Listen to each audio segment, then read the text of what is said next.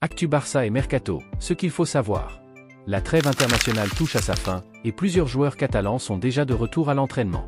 Lamine Yamal, Frenkie de Jong, Pedri, Dani Olmo et Jules Koundé ont rejoint le groupe, tandis que Ronald Araujo et Rafinha devront encore patienter avant de revenir, manquant ainsi le match en retard contre Osasuna.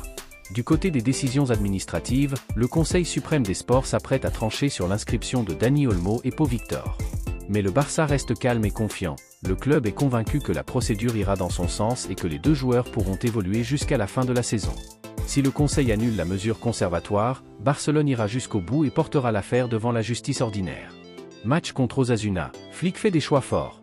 Avec Rafinha absent, Fermin Lopez est pressenti pour prendre sa place. En défense centrale, Eric Garcia et Inigo Martinez formeront un duo inédit malgré leur faible temps de jeu ensemble. Vanderson à 40 millions ? Barcelone préfère un bon plan Vinted. Monaco veut 40 millions d'euros pour son latéral brésilien, et le Barça a répondu par un grand « non merci ». À moins que Jules Koundé ne prolonge pas et décide de partir, Barcelone cherchera une option moins chère, et peut-être avec livraison gratuite. Ter Stegen relégué au second plan ? Alors qu'il rêve de jouer les grands matchs de fin de saison, notamment un classico décisif et une potentielle finale de Ligue des Champions, Marc-André Ter Stegen pourrait ne plus être le numéro 1. Hansi Flick fait confiance à Wojciech Szczęsny, dont les performances ont impressionné. Mieux encore, le Polonais devrait bientôt prolonger. Ter Stegen devra donc batailler dur pour retrouver du temps de jeu. Qu'en pensez-vous ? Szczęsny mérite-t-il d'être le gardien titulaire du Barça ? Dites-le en commentaire. L'avenir de Jong en suspens. Aucune urgence pour le club concernant l'avenir de Frenkie de Jong.